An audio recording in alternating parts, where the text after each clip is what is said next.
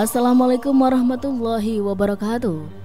Kisah Unuk Putri Adam yang disebut-sebut sebagai pionir seks bebas dan hamil di luar nikah banyak tersebar. Unuk dikisahkan punya anak haram yang amat kontroversial. Bagaimana tidak, selain bertubuh mega raksasa, sang putra hidup ribuan tahun, yakni sampai pada era Nabi Musa alaihissalam. Kisah Unuk memang menarik dan mirip dongeng. Banyak keanehan-keanehan dan ulama tafsir perlu mengkritisi kisah ini karena dianggap sudah bertentangan dengan Al-Quran dan Sunnah Nabi. Mari kita tengok kisah yang kontroversial itu. Jumlah putra dan putri pasangan Nabi Adam dan Siti Hawa lumayan banyak sobat. Konon, Siti Hawa hamil sebanyak 120 kali dan setiap kehamilan melahirkan anak kembar dua, laki-laki dan perempuan. Maknanya, jumlah anak Nabi Adam adalah 240 orang. Hal tersebut diriwayatkan Ibnu Tabari dalam Tariku At-Tabari. Soal jumlah putra-putri Nabi Adam ini memang ada banyak riwayat yang berbeda. Imam Ibnu Jarir dalam kitab Tariknya yang diriwayatkan dari beberapa perawi menyebutkan bahwa putra-putri Hawa dengan Adam tidak sebanyak itu. Hawa melahirkan 40 anak dari 20 kelahiran. Asar ini juga disebutkan oleh Ibnu Ishaq dengan sanad yang sama. Beberapa ulama menjelaskan pada setiap kelahirannya 2 anak kembar, 1 orang putra dan 1 orang putri. Anak pertama mereka adalah Qabil dan Iklimah, sedangkan anak terakhirnya bernama Abdul Mughits dan Ammatul Mughits. Hanya saja, dalam kisah Unuk lain lagi, diriwayatkan bahwa ada satu-satunya turunan Nabi Adam alaihissalam yang lahir tunggal. Dia adalah Unuk. Dia memiliki ciri yang unik, yakni dengan 2 kepala, sebagaimana kepalanya terdapat pada masing-masing bahu, yakni kiri dan kanan. Kemudian ciri berikutnya memiliki 20 jari tangan, yakni telapak tangan masing-masing 10 jari, memiliki kuku yang panjang dan bengkok. Diriwayatkan Hawa dengan jiwa keibuannya tetap merawat Unuk hingga si anak dewasa. Terjadilah peristiwa pembunuhan pertama di bumi, yakni Qabil membunuh Habil. Atas peristiwa tersebut, Qabil meninggalkan gunung dan menempati lembah. Maka terpisahlah kedua kelompok anak Adam dengan balada yang berbeda. Kelompok yang beriman bersama Adam dan Hawa menempati puncak gunung, sementara Qabil dan keturunannya menempati lembah.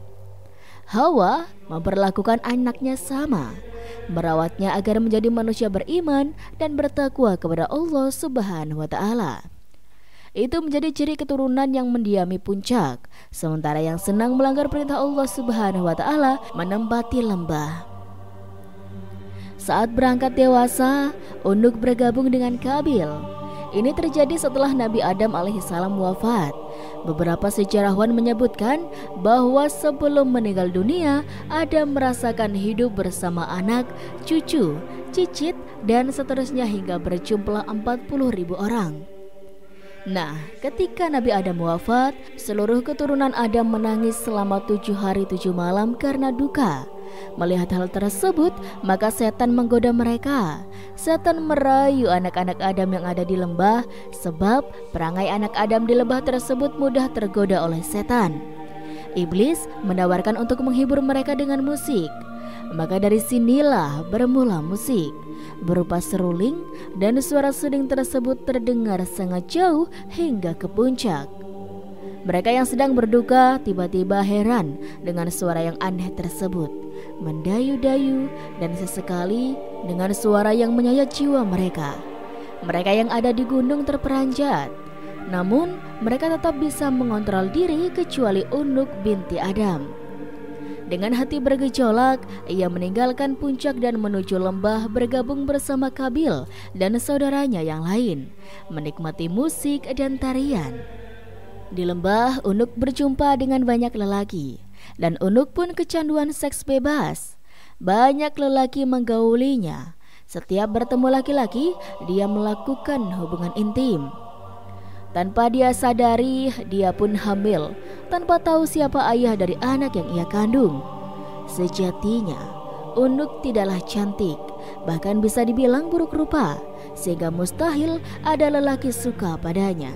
Namun, Unuk punya ilmu sihir yang membuat lelaki terperdaya. Ia bisa menaklukkan setiap lelaki yang dikehendakinya. Unuk akhirnya melahirkan anak lelaki bernama Wahaj alias Auj alias Waj, atau sebut saja Auj bin Unuk. Nasabnya ibu karena tidak mereka ketahui siapa ayahnya. Siti Hawa sedih atas kelakuan putrinya itu. Maka beliau pun berdoa kepada Allah Subhanahu wa Ta'ala agar anaknya tersebut segera lenyap dari muka bumi. Allah Subhanahu wa Ta'ala mengutus singa sangat besar yang melebihi ukuran gajah. Singa menyerang Unuk, merusak seluruh badannya. Inilah kematian pertama oleh binatang. Unuk mati setelah setahun melahirkan Auj.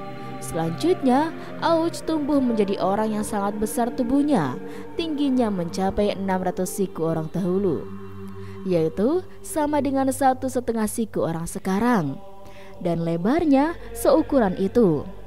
Sampai-sampai ada sebuah riwayat ketika angin topan datang, angin tersebut tingginya tidak melebihi lutut Auj.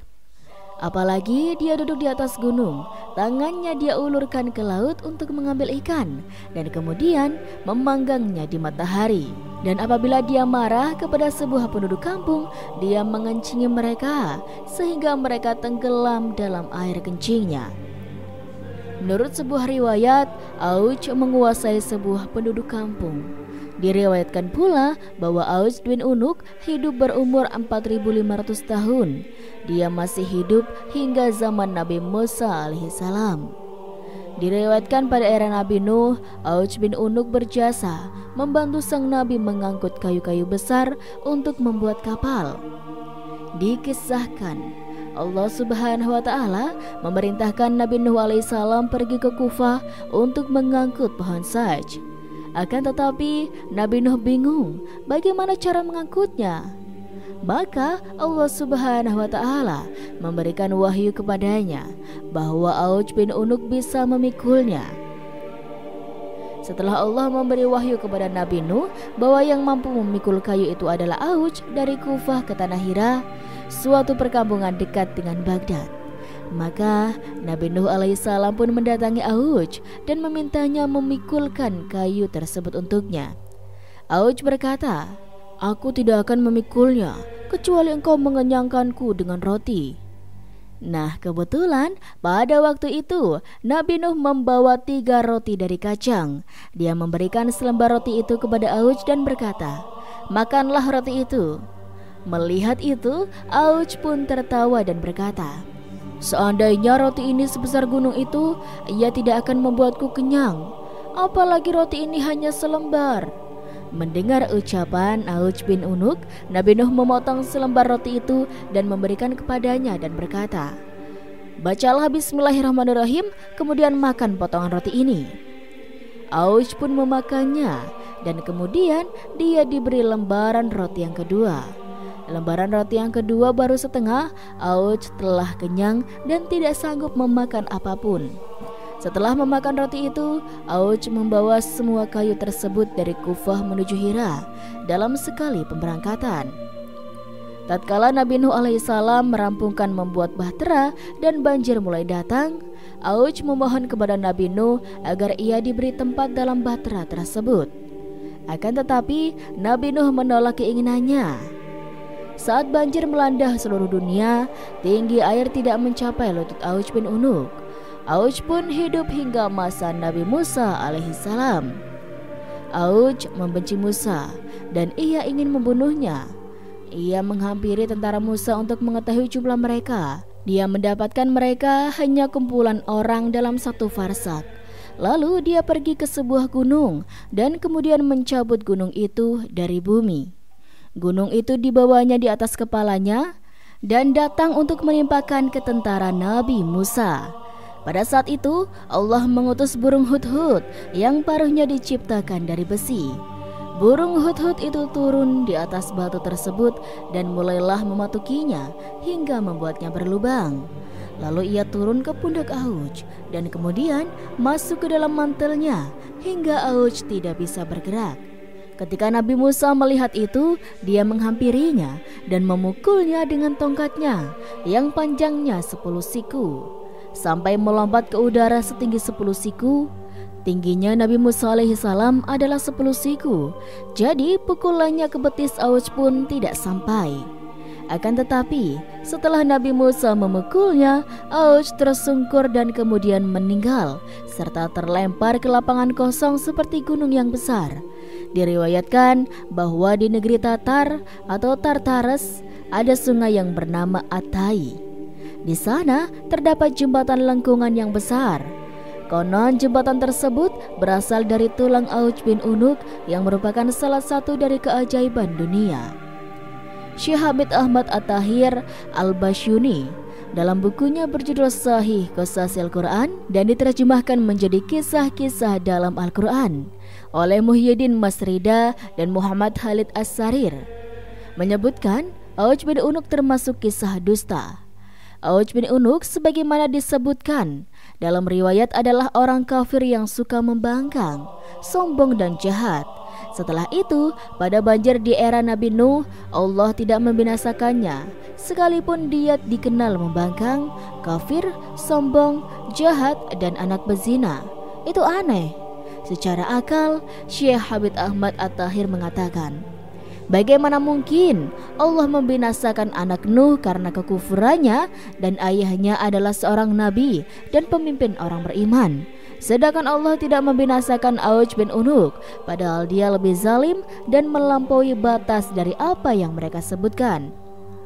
Ibnu Katsir kemudian menyalahkan riwayat ini karena bertentangan dengan Al-Quran dan hadis sahih. Sedangkan dalil nakli dari Al-Quran, Allah Subhanahu wa Ta'ala berfirman, dan kami tenggelamkan golongan yang itu. Quran Surat Asy-Syu'ara ayat 66. Allah Subhanahu wa Ta'ala juga berfirman, Nuh berkata, ya Tuhanku, janganlah engkau biarkan seorang pun di antara orang-orang kafir itu tinggal di atas bumi. Quran Surat Nuh ayat 26. Riwayat-riwayat ini juga bertentangan dengan hadis sahih dari Nabi Muhammad SAW bahwa beliau bersabda, sesungguhnya Allah menciptakan Adam panjangnya 60 hasta. Kemudian ukuran penciptaan itu terus berkurang hingga sekarang. Ini merupakan hadis sahih dari Nabi Muhammad SAW yang tidak pernah berbicara karena mengikuti hawa nafsu. Ucapannya itu tiada lain hanyalah wahyu yang diwahyukan kepadanya. Quran Surat An-Najm ayat 4. Kenyataannya, tinggi manusia terus berkurang, mulai dari diciptakannya Adam hingga sekarang. Ini berarti bahwa tidak ada keturunan Adam yang lebih tinggi darinya. Saya kira riwayat tentang Auj bin Unuk ini tidak lain berasal dari orang kafir yang notabene merupakan musuh para nabi. Wallahu alam, ujar Syekh Hamid Ahmad At-Tahir. Kemudian Ibnu Qayyim Al-Jauziyah menjelaskan kedustaan dari riwayat ini. Dia berkata, tidak terlalu mengherankan bahwa mereka berani berdusta kepada Allah, namun yang lebih mengherankan apabila ada orang yang berani memasukkan hadis ini ke dalam kitab-kitab para ulama dan kitab-kitab tafsir yang diakui serta tidak menjelaskan kerancuannya. Menurut ahli kitab, Auj bin Unuk bukan berasal dari keturunan Nuh, melainkan keturunan Adam. Sementara Allah Subhanahu wa Ta'ala berfirman, dan kami jadikan anak cucunya orang-orang yang melanjutkan keturunan. Quran Surat As-Saffat ayat 77. Allah Subhanahu wa Ta'ala memberitahukan bahwa semua orang yang masih hidup di muka bumi termasuk keturunan Nuh. Seandainya Auj bin Unuk itu memang benar ada, niscaya dia tidak hidup lagi setelah Nuh. Ibnu Qayyim Al-Jauziyah menambahkan, tidak diragukan lagi bahwa hadis ini dan semacamnya dibuat oleh orang kafir dari ahli kitab yang mengejek para rasul dan pengikutnya. Wallahu a'lam. Dan itulah sobat sedikit kisah kali ini, kurang lebihnya Rizky mohon maaf, dan sampai jumpa lagi di cerita berikutnya ya sobat. Sekian dari Rizky. Wassalamualaikum warahmatullahi wabarakatuh.